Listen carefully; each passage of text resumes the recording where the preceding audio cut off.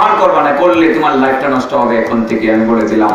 আমার মনে হয় যে সমস্ত ছেলে মেয়েরা মোবাইলের সেই যুগে ঢুকে গেলে, পর্ণ জগতে যারা ঢুকে গেছে ইন্টারনেট ব্যবহার করে, এরা কিন্তু আর কোনোদিন ফিরে আসতে পারবে না। নেশা নেশা 6 বছরের বাচ্চা এটার প্রতি আসক্ত হয়ে গেছে। বাবা মোবাইল দেয় না, বাবা মার সাথে অভিমান করে খাওয়া দাওয়া ছেড়ে দিছে।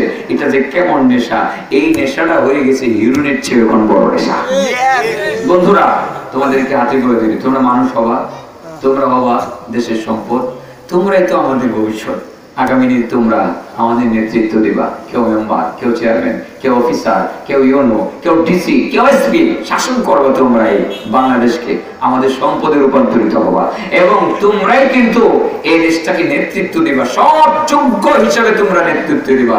অপরাধ জগতে পা বাড়াইবা না, এটা বিশাল বড় অপরাধ জগৎ।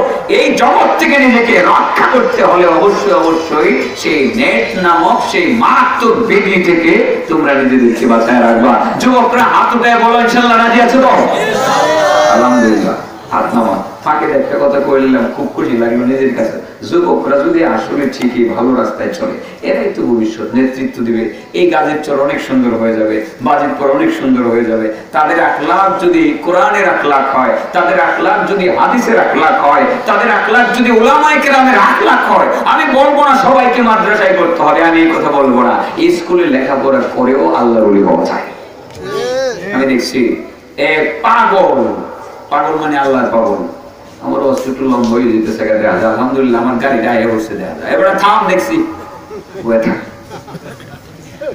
আমি পাগলের সাথে দেখা হয়েছে। পাগল মানে আসলে পাগল বলতেছে আল্লাহর পাগল।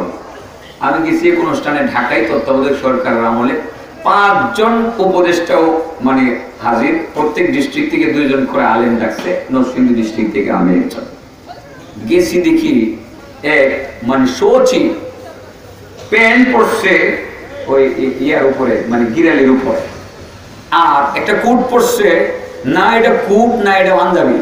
তার মানে তার কথা হইলো মোটামুটি অফিস যেহেতু করি, কোট না বললে সচিবের খারাপ দেখা যায়, তো এটা কোটও না কিন্তু এটা দেখতে পাঞ্জাবির মতো দেখা যায়, শেরওয়ানির মতো আর কি, আসলে শেরওয়ানিও না। বক্তব্য দেওয়া শুরু করছে। আল্লাহর বান্দা বিসিএস ক্যাডার না হয়ে তো সচিব উঠেছে না, সচিব হয়ে গেছে গা। ইউনুস ফকির অনেকে চিনতেও পারেন, বর্তমান সম্ভবত উনি অবসরে চলে গেছেন। তত্ত্বাবধায়ক সরকারের আমলে আল্লাহর বান্দা যে বুখারী শরীফ আর কোরআনের আয়াত আর বুখারী খাওয়া শুরু করছে, এই যে হাদিস খাওয়া শুরু করছে, আমি শূন্য ঠান্ডা হয়ে গেছি। বক্তব্য শেষে আমার বক্তব্যের বেলা দিলাম বক্তব্য দিয়ে আমি এই পাগল খুঁজি। আমি কই পাগল কইটা শব্দ হোমানে মুখস্থ, কোরআনও মুখস্থ, হাদিসও মুখস্থ, আয়াত নাম্বার মুখস্থ, হাদিস নাম্বার মুখস্থ, কিতাব হোমানে কুটা আছে খালি বুখারী মুসলিম আবু দাউদ। আমি পরে খাওয়ানোর টেবিলে খাইতে গতো, খাওয়ানোর টেবিলে গিয়ে ইউনুস ফকির খুঁজি, গিয়ে বলছে আসসালামু আলাইকুম স্যার। ওয়ালাইকুম আসসালাম ওয়া রাহমাতুল্লাহি ওয়া বারাকাতুহু করে হাত মিলেছে। বললাম স্যার আপনার সাথে খাইতে আইছি। ওকে আপনি আমার সাথে খাবেন, চলেন আমরা একসাথে খাই, আমরা একসাথেই খাবো ইনশাআল্লাহ। আমি এই ফাঁকে বললাম স্যার কিছু কথাও জিজ্ঞাসা করতে আসছি। কি কথা? স্যার আপনি বুখারী পড়ছেন কই থেকে, কোনো মাদ্রাসা? না না না না, মাঝে মধ্যে আমি ঘরে বইয়া বইয়া দৈনিক 2 ঘন্টা আমি লেখাপড়া করি, মুখস্থ করি। আমি আমার পুরো বুখারী মুখস্থ হয়ে গেছে। আর কি মুখস্থ? তিরমিজি মুসলিমও মুখস্থ হয়ে গেছে। আমি বলি আর কি মুখস্থ? তিরমিজি শরীফ অর্ধেকটা মুখস্থ করছি, আর কোরআনের পুরাটার অনুবাদ সহ আমার মুখস্থ। সচিব মাদ্রাসায় লেখাপড়া করছে না, মুখস্থ। সে তো আমি হিসাব করে দেখছি আমার মতো 20-50টা আলেমের চেয়ে আর বড় আলেম হয়ে গেছে। এই ইউনুস ফকিরের কথা বললাম। আরেকজন সচিব, বর্তমান রানিং যুগ্ম সচিব আরেকজন আছে, আমার জানা মতে তার জিন্দেগিতে আমি তার স্টুডেন্ট লাইফটাও দেখেছি। ঢাকা ইউনিভার্সিটিতে যখন লেখাপড়া করছে, মনে করেন না যে আমার বয়স একেবারে কম, বয়স কিন্তু হয়েছে ওদের 24 বছর বয়স। স্টুডেন্ট লাইফে আমি যখন নিচে পড়ি, উনি ঢাকা ইউনিভার্সিটিতে জহুরুল্লাহ হলে থাকে। স্টুডেন্ট লাইফ থেকে লোকটা তাহাজ্জুদ গুজার, তাহাজ্জুদ মিস নাই। আমি নিজে কাছ থেকে দেখছি, মাঝে মধ্যে তার হলে গিয়ে থাকতাম। আমার বাড়ির লোক, আত্মীয়, ভাই হয়, প্রতিবেশী ভাই হয়। স্টুডেন্ট লাইফ থেকে এই লোক বিসিএস ক্যাডার হইয়া সে এখন বর্তমানে যুগ্ম সচিব আছে সম্ভবত, কোন মন্ত্রণালয় আমার সেটা মনে নাই, স্থানীয় সরকার মন্ত্রণালয় হতে পারে মুসলিউদ্দিন ভাই। এই ভদ্রলোক আমি স্টুডেন্ট লাইফে তাকে তাহাজ্জুদ পড়তে দেখছি। এখনো তার ছোট ভাইরে জিজ্ঞাসা করি মুসলিউদ্দিন ভাই কি করে, ও তাহাজ্জুদ আল্লাহর বান্দার মিশ নাই। তাইলে কি কলেজ ইউনিভার্সিটিতে পুরা সচিব হইয়া ক্যাডার হইয়া আল্লাহর ওলি উঠায়? আমার তো মনে হয় মুসলিউদ্দিন ভাই আমার থেকে বহুত উপরে গেছে। আমি প্রত্যেকদিন তাহাজ্জুদে নামাজ পড়তাম পারি না। এই জন্য বন্ধুরা, তোমরা যারা স্কুল কলেজে পড়ো, আমি আজকে বলবো না যে কলেজ থেকে নাম কাটতে তুমি মাদ্রাসায় চলে আসো। আমি বলবো তুমি কলেজে পড়ো, কিন্তু তুমি ইউনুস ফকিরের মতো একজন সচিব হও। তুমি কলেজে পড়ো, তুমি মুসলিউদ্দিন সাহেবের মতো একজন যুগ্ম সচিব হও। তোমার দ্বারা যখন দেশ চলবে, তুমি যখন স্থানীয় সরকার মন্ত্রণালয়ের মধ্যে তুমি যখন দায়িত্ব পালন করবে, যোগাযোগ মন্ত্রণালয় যখন তুমি দায়িত্ব পালন করবে, এদেশে একটা দুর্নীতি হবে না, বাজেট হবে 1000 কোটি টাকার, কাজও হবে 1000 কোটি টাকা, একটি টাকা চুরি হওয়ার কোনো আশঙ্কা থাকবে না। এই জন্য বলছি বন্ধুরা, যুবক মাহফিলে আসছো, মাদ্রাসায় যদি ভর্তি হইতে পারো আলহামদুলিল্লাহ, না হইতে পারলে তুমি ওয়াজ মাহফিল থেকে যা শিখলা তোমার মোরাল চেঞ্জ করো, তুমি একজন ভালো মানের একজন মানে বুজুর্গ ব্যক্তি হও। স্কুলে পড়ে বুজুর্গ হওয়া যায়। কোথেকে গেছিলাম মনে আসেনি? সৎচর্গের সঙ্গে স্বর্গে বাস, মানে এটাই কিন্তু বলতে চাইছিলাম, যার সাথে যার মহব্বত তার সাথে তার কিয়ামত। আর ওই যে কইছিলাম উকবা ইবনে মুয়াইত আমার নবীর মুখে থুতু দিছে, থুতু এর মুখ ফেরত আইছে, একটু কথা মনে থাকবো। এরপরে ইনশাআল্লাহ কি হয়েছিল, তার পরিণাম ফল কি হয়েছিল এটা করতে আসি। ফাঁকে একটু মোবাইলে ঢুকে গেছিলাম, কেমনে জানি মন নাই, মন থাকে না, একটু সরে জানি মেমোরিটা কাজ করে কম। যাই হোক, যেহানুই যায় মানে আমার রোটেশন ঠিক আছে, অর্থাৎ আমি কোন লাইনে ওয়াজ করবো এটা তো কাগজ আছে, ওই ঠিক আছে না, একটু দিক কালানো দেখবেন আমার জায়গা মুখে আয় বসছি। যার সাথে যার মহব্বত তার সাথে তার কিয়ামত। যিদ ইবনে হুবাইব গেছেন সাফওয়ান ইবনে আসসালের কাছে। সাফওয়ান ইবনে আসসাল কয়, লিমাযা জিতা ইয়াসির, এই তুমি কেন আসলা? তো ভাই আমি কিছু শিখতে আসছি। আপনারা শিখতে আসছেন তো? যে ব্যক্তি শিখতে আসে তার জন্য জান্নাতের রাস্তা সহজ হয়ে যায়। আপনারা জান্নাতের রাস্তা সহজ করতেছেন, মাহফিলে আপনারা আসছেন, জান্নাতের রাস্তা সহজ হচ্ছে। যিদ ইবনে হুবাইব খুব খুশি, তাই আমি তো শিখতে আসছি, আমারও তো জান্নাতের রাস্তা সহজ হয়েছে, আমারও তো ফেরেশতারা পায়ের নিচে তারা করে দিছে, রহমতের পর বিছিয়ে দিছে, নূরের পর বিছিয়ে দিছে, বেশ ভালো কথা। আচ্ছা জিদ কি শিখতে আসছো? ভাই শিখতে আসছি যে শীতকাল তো, শীতকালের একটা মাসলা জিজ্ঞেস। শীতকালের মাসলা মানে যে শীতকালে বারবার পায়ের মধ্যে পানি লাগানো কষ্ট, পায়ের মধ্যে শীত করে বেশি আর কানের মধ্যে শীত করে বেশি, ঠিক না ঠিক? এই জন্য মনটা উঠছে সময় কান কোন বাইন্দা বেশি, তারপরেও কানে বাতাস বুতাস গিয়া মাথা ব্যথা শুরু হয়ে গেছে, একটা অবস্থা। এই পাও এর মধ্যে শীত লাগে বেশি, বারবার পাও ধোন আর ভালো লাগে না। তো ভাই কি করতাম, এই মোজার উপরে কি মাসে করুন যাইবো এই ব্যাপারে। তুমি তো ভাই নবীর সাথে দেখা করছো, নবীর সাহাবী, তুমি নবীর লোকে চলছো, তোমার কপাল কত ভালা, নবীর লোকে উঠছো, নবীর লোকে বসছো, নবীর কথা শুনছো, নবীর দিকে চাইছো, নবীর সমস্ত বিষয় তোমার জানা আছে। ভাই মোজার উপরে মাসে করার বিষয় কি তোমার কিছু জানা টানা আছে? এই বিষয়ে আমার জানা আছে, আমি নবীর কাছ থেকে এই বিষয়ে কিছু শিখছি। তো ভাই আমার একটু জানাও। নবী বলছেন যে লিল মুকিমি ইয়াউমুন ওয়া লাইলাতুন, মুকিম যারা বাড়িতে এলাকাতে থাকবে তারা একদিন এক রাত একটা নামাজের উপর মাসে করতে পারবে। দ্যাট মিন্স 24 ঘন্টা। কতদিন? তার মানে হলো 24 ঘন্টা একবার উযু করবেন, উযু করে মোজাটা কিনবেন, চামড়ার মোজা অথবা উলের যদি ভারী মোজা হয়, শক্ত মোজা হয়, একবার আপনি পরবেন, মোজাটা পরার পরে 24 ঘন্টা পর্যন্ত আর খোলার দরকার নাই, খালি হাত মুখ ধুয়ে পাওয়ার উপরে ভিজা হাতটা খালি এমনি মোজার উপরে মাসে করে লাইবেন, 24 ঘন্টা পর্যন্ত আর পাও খুলন লাগতো না। এরপরে আবার মন চাইতেছে তো আবার খুলবেন, খুললে গরম পানি দিয়ে উযু করে আবার মোজাটা পরুন, আবার 24 ঘন্টা।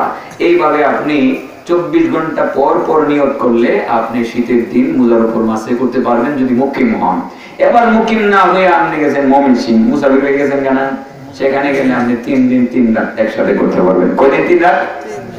আবার নতুন করে যদি নিয়ত করেন আরো 3 দিন 3 রাত, আরো 72 ঘন্টা হয়, 72 ঘন্টা, আরো 3 দিন 3 রাত মোজার উপর মাসে করতে পারবেন।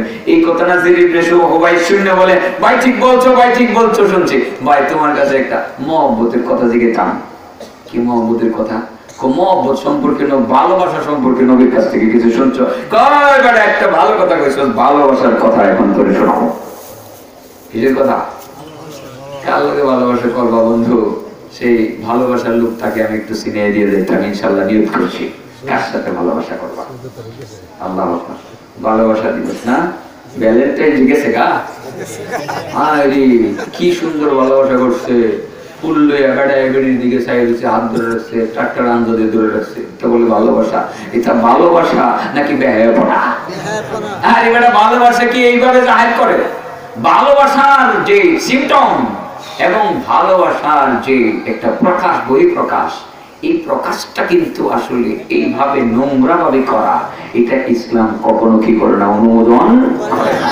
ভ্যালেন্টাইন ডে পালন করে নাউজুবিল্লাহ, এক সেরা আরেক সেরির লোকে ভ্যালেন্টাইন ডে পালন করে, আরে এর বউ লোকে ভালোবাসা নাই, ভালোবাসা করে আরেক বেড়া আরেক বেডিং করে নাউজুবিল্লাহ। এটা একটা বেহায়া দিবস, ভালোবাসা দিবস না কি দিবস?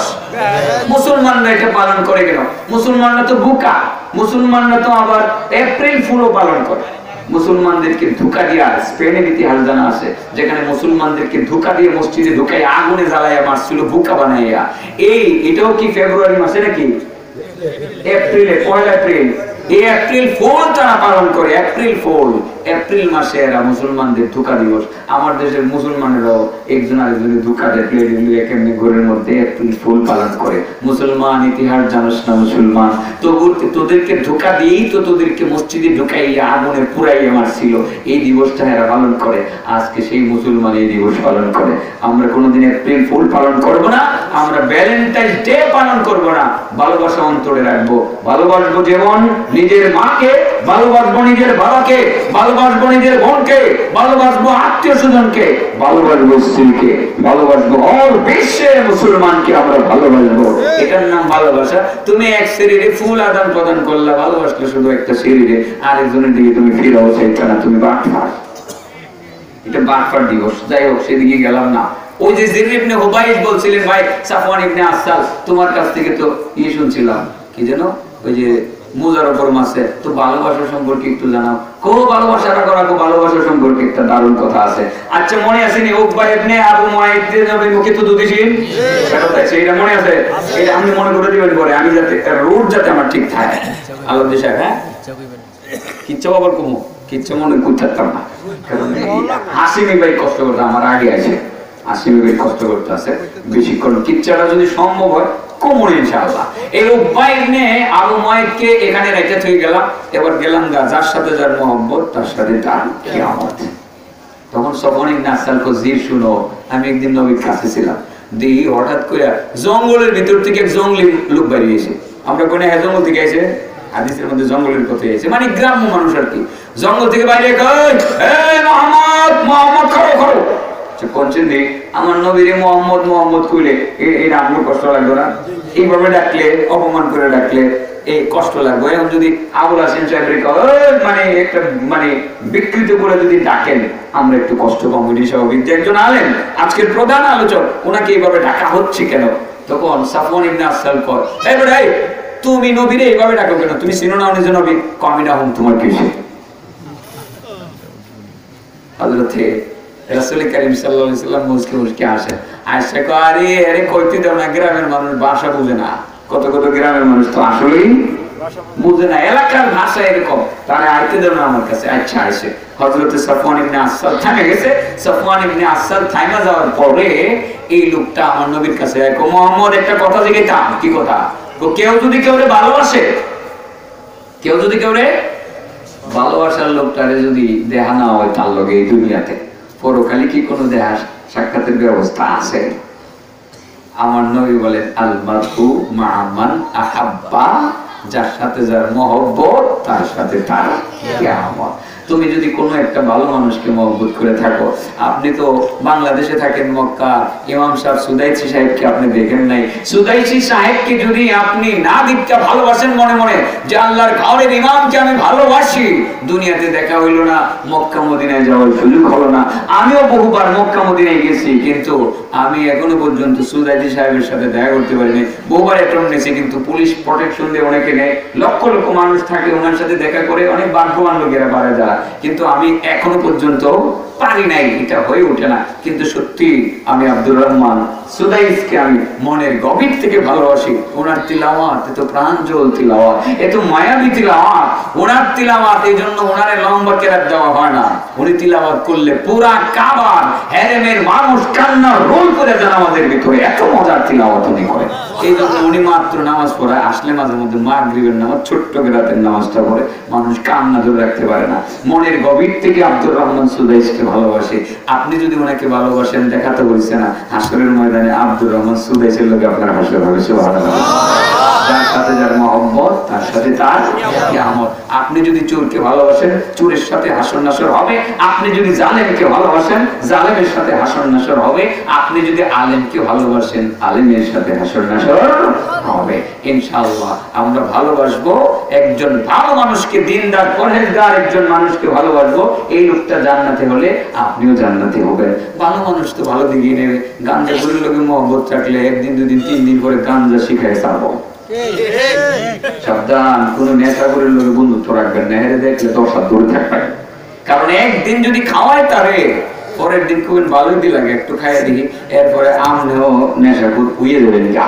এরপরে আমনের বাঁচানোর ক্ষমতার কারণে অশান্তি নাজিল হবে ঘরে বাইরে, মানে চতুর্দিকে অশান্তি নাজিল হবে।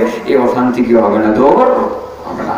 ভালো মানুষের সাথে চললে চোরও অনেক সময় কি হয়ে যায়? ভালো হয়ে যায়। অনেক গাঁজাখোর ডাকাত জালেম ভালো হয়ে যায়। কুছিলাম একটা কিচ্ছা কমো না তাহলে কোনদিন দিদি উপায় নাবি মুহাইদ নবীর দাওয়াত দিয়ে নিছে, হ্যাঁ একটা আকাম করে লেছে, হ্যাঁ বিচারটা তো হইছে না এখনো। এত আফসোস করে করে কথা বলবে। হায় আল্লাহ তার ব্যাপারে কোরআনের আয়াত নাযিল করছে, আবার বুঝালেন যে আল্লাহ কেমন শাস্তিটা তারে দিব। وَيَوْمَ يَعَضُّ الظَّالِمُ عَلَى يَدَيْهِ يَقُولُ يَا لَيْتَنِي اتَّخَذْتُ مَعَ الرَّسُولِ سَبِيلًا يَا وَيْلَتَى لَيْتَنِي لَمْ أَتَّخِذْ فُلَانًا خَلِيلًا لَقَدْ أَضَلَّنِي عَنِ الذِّكْرِ بَعْدَ إِذْ جَاءَنِي وَكَانَ الشَّيْطَانُ لِلْإِنسَانِ خَذُولًا। জালেম আফসোস করে বলবে, আরে কেন মুহাম্মদকে বন্ধু বানালাম না, অমুককে কেন বন্ধু বানাইয়া নিজের সর্বনাশটা নিয়ে আনলাম। সত্য তো আমার কাছে এসেই পড়েছিল, আসার পরেও আমি গোমরা হয়ে গিয়েছি, সে আমাকে গোমরা করে ফেলেছে। সেই দুটা লোকের ব্যাপারে আমরা একটু পড়ে জানি, তাদের পরিণাম ফল কি হয়েছিল। ভালো মানুষের সাথে চললে ডাকাতও ভালো হয় এবং একটা খারাপ মানুষও ভালো হয়ে যায়। এই জন্য আল্লাহর ওলিদের সংস্রব নেবেন। হক্কানি পীর পাইলে ওনাদের কাছে যাইবেন। কোন পীর বলতে গেলে একেবারে যে পীরের নাম পীর ওন লাগবে দরকার নাই। ওই মসজিদের ইমাম সাহেব খুব ভালো মানুষ, ওনার লোক একটু মহব্বত রাখবেন, যোগাযোগ রাখবেন। দেখবেন যে আগে যে আপনি চুরি করতে হয় না, ওনার চুরি আস্তে আস্তে বন্ধ হইতেছে। আগে যে গাঞ্জা খাইতে হয় না, এখন গাঞ্জা আস্তে আস্তে বন্ধ হইতেছে। ঘটনাটা কি গুণে হইলে কাম আবুল কাসেম আসিমি ভাই আই না গেলে না এলে তো মনে হয় ওনারে কোন তাড়াতাড়ি আই করতো। ঘটনাটা কই? ঘটনাটা আল্লামা ইবনে কুদামা মুকাদ্দিসি রাহমাতুল্লাহ আলাইহি তার কিতাবে লিখছেন, আব্দুল্লাহ কাজী নামক এক ভদ্রলোক ওনার কাছে ঘটনাটা শুনেছে। বাগদাদের এক ব্যবসায়ী আছেন, হে মৌলভী দেখতো কি দেখতো না, মৌলভীর নাম শুনলেই এর মেজাজটা একেবারে নষ্ট হয়ে যেত। একেবারে মেজাজটা নষ্ট কইরা মৌলভীর থেকে একটু দূরে সরে যেত গা। আব্দুল্লাহ কাজী উনি বলেন, কয়দিন পরে দেখি এই তো মেজাজ নষ্ট হইতো যে আলেমরে দেখা, এতো দেখা যায় খালি মসজিদে যে ঢুকছে মসজিদ ছাড়ে না, নামাজ পড়ে মসজিদে, নামাজ পড়ে জামাতে, আর আলেম ওলামা পাইলেই গেলে আলেমদের জুতা ঠিক করে কিরে। এই যে লোকটা আলেম দেখতেছে না চোখের লীলায়, আলেমের ছায়াও দেখতে পাচ্ছে না চোখের লীলায়, সেই লোকটা আবার আজকে এত ভালো হয়ে গেল কিভাবে? এই আব্দুল্লাহ কাজী ওনারা জিজ্ঞাসা করছেন আর কি, ভাই কেমনি কি হয়েছে? ঘটনাটা দেখেন কি চমৎকার একটা ঘটনা, বাস্তব ঘটনা কিতাবের মধ্যে লেখা আছে। যে ভদ্রলোক আব্দুল্লাহ কাজী লেখেন যে সেই বাগদাদের যে আলেমদের প্রতি মানে ঘৃণা রাখতো, আলেমদের প্রতি বিদ্বেষ রাখতো যে লোকটা, এই লোকটা নিজেই তার কাছে বর্ণনা করছে, ও ভাই আমি তো একদিন কেমনে জানি ভালো শিখই, নামাজ পড়ে বাইরেছি, হুজুর মানুষ তো দেখতারি না। একদিন গেলাম মসজিদের মধ্যে, ভাবি দেখি যে নামাজ পড়ে কেমন লাগে, ভালো লাগে কিনা, ফর টেস্টের জন্য মসজিদে ঢুকলাম। মসজিদের ভিতরে ভিক্ষা বাইরে দিয়ে মৌলবী একটা দৌড় দিছে। এই মৌলবীটা আবার আমাদের দেশে আল্লাহর ওলি হিসাবে পরিচিত, যার নাম বিশরে হাফি। নাম কি? বিশরে হাফি। দেখি মৌলবী কি করে, আজ মৌলবীর ঠিক মতো যাইস করে মৌলবী নামাজ পড়ে দৌড় দিছে গেলে। প্রথম দূর ধরছে মৌলবী নামাজ পড়া ও দৌড়ে দিয়ে মৌলবীকে হোটেলে ঢুকছে। ও বাপ রে বাপ, মৌলবীর কত বড় সাহস, আবার কই হোটেলে খাইবো, দূর ধরা শুরু করছে। কিন্তু হোটেলে গিয়ে খাইবো, বাস্তব ঘটনা। হোটেলে গিয়ে দেখি মৌলবী রুটি কিনছে, মৌলবী দেওয়ার রুটি কিনে দেওয়াইলে কোন মৌলবী দরবেশ মৌলবী দেওয়াইলে রুটি কিনে কয় এবার হালুয়া কিনে করি বাবা রে বাবা আমার দিয়ে হালুয়া কিনে মৌলবি, আজকে মৌলবীর সাইজ করবো দেখি শেষ পর্যন্ত মৌলবি কি করে। এবার মৌলবি গিয়ে আবার গোস্ত কিনে, কির ব্যাপার মৌলবি গোস্ত কিনে এবার বুঝি মজা মজা খাইব, খাওয়ানো বলে গিয়ে কেউ মৌলবি হয়েছে কই মানুষের বুঝি খাও, আর বুঝি বাটফারি করার জায়গা হয়েছে না, মানুষের হোটেলে বলে মজার মজার খাও, মানে মৌলবীরে ধরবো, মৌলবীর কি করবো। কিন্তু মৌলবি সব লই একটা গাঁটটি গোল করে দৌড় শুরু করছে। এই যে দৌড় শুরু করছে এর লগে এই ব্যবসায়ী কিচ্ছুই পারে না, আমি তো পারি না মৌলবীর লোকে হাইটটা, হাঁটতে হাঁটতে মৌলবীর ফিস ধরছি, মৌলবী কয়ে যায় দেখ ময়েবার খাওয়ান লয়ে কয়ে যায় মনে হয় জঙ্গল গিয়া বুয়া বুয়া মানুষে যাতে না দেখে, আচ্ছা তাহলে মোলা করে খাইবো। এবার মৌলবীর ফিসে দৌড় শুরু করছে, দৌড়তে দৌড়তে দৌড়তে দৌড়তে এই যে মৌলবীর ফিসে গেল কিছুক্ষণের মধ্যে মৌলবী একটা গ্রামে ঢুকে গিয়ে একটা মসজিদের ভিতরে ঢুকলো, ঢুকে গিয়া এই বলেই লোক বলে ভাই আব্দুল্লাহ কাজীর কাছে বলে ভাই আমি গিয়া দেখি একটা বুড়া মানুষ শুয়ে শুয়ে জিকির করতে আছে। এই বুড়া মানুষটাকে দূরে উড়াইছে, উড়াই যে এই খাবারটি গুস্ত রুটি হালুয়া নিজের হাতে খাওয়াইছে। আল্লাহর কুলিরা এক কুলি আরেক কুলিরে চিনে, এক কুলি আরেক কুলিরে এক সপ্তাহ পরে পরে একদিন তার এনে খাওয়ান দেয়, দুই দিনের কারো খাবার খায় না, শুধুমাত্র এই লোকটার খাবার খায়। বুঝলেন ঘটনাটাকে আমি শর্ট করে বলে দিচ্ছি। হযরত বিশরে হাফি ওনার নাম, কিন্তু সেই বিশরে হাফি নিজে খাইলেন না, আল্লাহর ওলিরে খাওয়াইলেন। যখন খাওয়াইতেছে বৈশা বৈশা ওই বাগদাদের ব্যবসায়ী যে আলেম দেখতে তো না, হ্যাঁ আচ্ছা এই হুজুরে খাওয়া আমি কোন এলাকাটায় একটু ঘুরে ঘুরে দেখি, এই বাড়িতে হে এই বাড়িতে হে, নদীর ঘাটে যায় পুকুরের ঘাটে যায়, গইরা আইতে আইতে বিশরে হাফি এখান থেকে আল্লাহর ওলিরে খাওয়াই টাওয়াই থুয়ে গেছে। এবার তো রাস্তা ছিল না, কেমনে যাবো, পিছিয়ে পিছিয়ে দূরে আসছে, ডাইনি ভাবে চাইছে না তো, রাস্তা ছিল না, খালি মরুভূমি দিয়ে গেলে জঙ্গল মঙ্গল দিয়ে ঘুরে গেড়ে গেছে। এবার বুড়া লোকটা যে কি হয়েছে তুমি পেরেশান করে, হুজুর আমি তো বাগদাদ থেকে আমি আসলাম, কাল লোক আসলাম, কই যে আপনার কাছে যে আইসি ওনার লোক আসলাম, তো তুমি বাগদাদে যাইতাম, কো যাইতাম, যাইতার মানে কো হুজুর এর থেকে দূর কত দূর, কো এর থেকে 3 দিনের রাস্তা, মাত্র কয়েক মিনিট বলছে। আল্লাহর ওলিদের কেরামতি আছে তো, নবীদের যেরকম মুজিজা আছে আল্লাহর ওলিদেরও কি আছে, কেরামতি আছে। এই কেরামতিটা দেখাই দিল আর কি। কোথাইলে কেমনে যা হুজুর 3 দিনের রাস্তা চিনিও না, কিচ্ছুই চিনি না, কয়েক সপ্তাহ তুমি এখন থাকো না, আগামী সপ্তাহ বা শুক্রবার দিন বিশির আইব, আমার লাগে খাওয়ান লইব, ইনশাআল্লাহ তুমি তার লগে যাইবা। কি করবো, এক সপ্তাহ তো থাকতেই, ও রাস্তাঘাট চিনি না, 3 দিনের রাস্তা যাইবো কেমনি, গেলেনি আবার ডাকাতি দূরে মোড়ায়, সাথে তো টাকা পয়সা আছে, বাগদাদের বড় ব্যবসায়ী তো, টাকার কোনো অভাব নাই, টাকার কোনো অভাব নাই। এই লোক নিজেই সে বলতেছে হযরতে আব্দুল্লাহ কাজীর কাছে, ভাই আমি এক সপ্তাহ এখানে রইলাম, পরের সপ্তাহ ওই পাগল মৌলবী সাহেব আমার এই রুটি টুটি লুই আইসা এই লোকটাকে পয়সা পয়সা খাওয়াইলো, মজা করে খাওয়াইলো। আসলে দেখেন এটার মধ্যে যে কি মজা, আল্লাহর ওলিদের কাছে নজর নিতে পারলে, আল্লাহর ওলিদের নজর নিতে পারলে আপনার জীবনে অনেক কিছু হবে। আমি যে কথাটা বলছিলাম না আবুল কাসেম ভাইয়ের ব্যাপারে, যে আমির সাহেবকেও তিনি নকল করতে পারেন, আমি তো আমির সাহেবের নকল করি নাই, কিন্তু উনি ব্রাহ্মণবাড়িয়া থাকছেন, ওনার পিছনে পিছনে অনেক আন্দোলনে শরীর থাকছেন, আর আমি আমির সাহেবের জুতা ঠিক করতাম, পান বানায় দিতাম। এই আমির সাহেবকে দেখছি ঢাকা থেকে মিষ্টি কিনা ব্রাহ্মণবাড়িয়ার বড় হুজুরের কাছে গিয়ে আমার মেয়ে হাজির এসে নিজে চামচ টানা লইয়া মিষ্টি কাটটা কাটটা 130 বছরের বৃদ্ধ ব্রাহ্মণবাড়িয়ার বড় হুজুর আল্লামা সিরাজুল ইসলাম সাহেব রাহমাতুল্লাহি আলাইহিকে খাওয়াইছে। আলেমে আলেম ছিলেন, আলেমে চট্টগ্রাম চলে গেছে, হাটাজারি মাদ্রাসার প্রধান মুফতি আজিজুল হক সাহেব ছিলেন তখন না, মুফতি আজিজুল হক সাহেব, ওনার জন্য ব্রাহ্মণবাড়িয়ার রসমলাই কিনা লিয়া ওখানে গিয়া উনি যাইবেন ওয়াজে, গিয়ে আগে হুজুরের চামচ দিয়ে কাটতে কাটতে খাওয়াই, একটা হুজুর মাথাটা আড্ডা দিন। মুফতি ফজলুল কামিনীর মতো লোক আরেক আল্লাহর ওলির কাছে মাথাটা ভাইটা দিছে, যাকে বাংলাদেশের শ্রেষ্ঠ 1 নাম্বার মুফতি বলা হতো। এত বড় মুফতি বাংলাদেশে জন্ম নেই নাই, আর দিবে না। সেই লোকটা আরেক বুজুর্গের কাছে গিয়ে মাথাটা ভাইতে দিছে, যে হুজুর আমার মাথাটা হাত দিয়ে দেন। ব্রাহ্মণবাড়িয়ার বড় হুজুর হাতটা দেওয়ার পরে বাইরেছে মুফতি আজিজুল হক সাহেব রাহমাতুল্লাহ আলাইহি, উনি হাতটা দিলে পরে বাইরে মাহফিলে গেছে। এই বুজুর্গরা বুজুর্গ ছিলেন, এই বুজুর্গ বিশ্বে হাফিও বুজুর্গ আরেক বুজুর্গের কাছে খাবার লইয়ে যায়, 1 সপ্তাহ পরে একবার খাবার লইয়ে গেছে। খাবার টাবার লইয়ে যাওয়ার পরে আপনার এবার তো এই লোক খাবে রয়েছে, যে লোক আলেম দেখতে না, জিজ্ঞে তুমি কই যাবে, আমি বাগদাদ যাবো। কোন সময় ছিল, কত সপ্তাহে আমরা পিছিয়ে আইয়া রাস্তাঘাট সব ভুলে গেছি, যাইতাছি না। কত চলো কেড়ে আইছিলাম, কৌজোর আইছিলাম আমি পিছনে পিছনে। এবার গেছে, এই যে রওনা দিচ্ছে ডানে বামে কিচ্ছু না, চুপ টুক বুঝছে হাঁটতেছে, মাত্র কয়েক মিনিট হাইটটাই চলে গেছে আপনার বাগদাদে। গিয়া বলছে কিরে কাদের বিরোধিতা করি, কার বিরোধিতা করি রে, কার বিরোধিতা করি, ভুল করতেছি। সাথে সাথে হুজুর দয়া করে ক্ষমা করে দেন, আজ থেকে আর আলেমদের প্রতি বিদ্বেষ রাখবো না। আল্লাহর রহমত হয়েছে আমার প্রতি, আমি যে আপনার পিছনে আসছিলাম, আমি আপনার কাছাকাছি থাকতে চাই, আপনাকে সঙ্গ দিতে চাই। ওই বাগদাদের ব্যবসায়ী বিশ্বে হাফির সংস্রব নিয়া ইতিহাসের পাতায় তিনিও একজন আল্লাহর ওলি হিসাবে আল্লাহর ওলিদের তালিকায় নাম লেখা হয়েছে। আল্লাহর ওলিদের সাথে চললে আল্লাহর ওলি হওয়া যায়, চুলের সাথে চললে চুল হওয়া যায়। কার সাথে চলবেন? আল্লাহর ওলি। ভালো মানুষের সাথে চলবেন না খারাপ মানুষের সাথে চলবেন?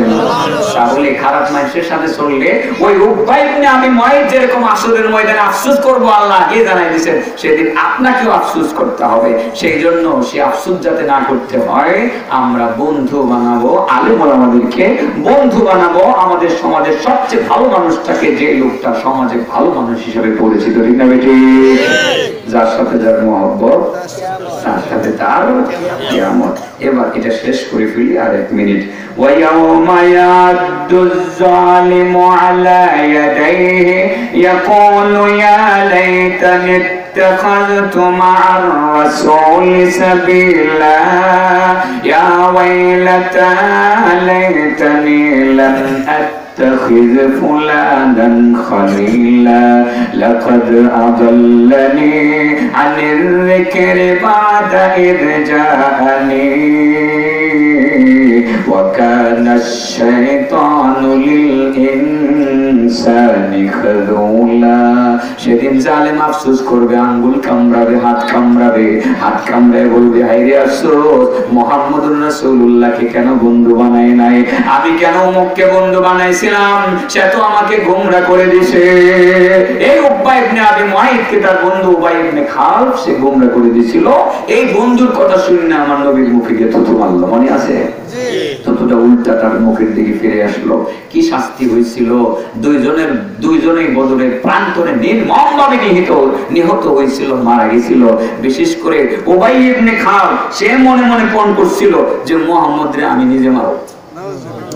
সামনের দিকে আগায়, মুহাম্মদ রে আমি মারবো। কেড়ে এসে তোমার মারবার লেগে এসে আমি তোমার মারবো। আমার নবী তো নিজের হাতে জীবনে কেউ মারছে না, তবে মাইকটা ফিরে এবার লাগিয়া আমার নবীর হাতে একটা বর্ষা আছে, একটু খুশা দিছে, খুশা। বেড়া তুই আমার মারবি কেমনি? তুই আমার তো মরবে।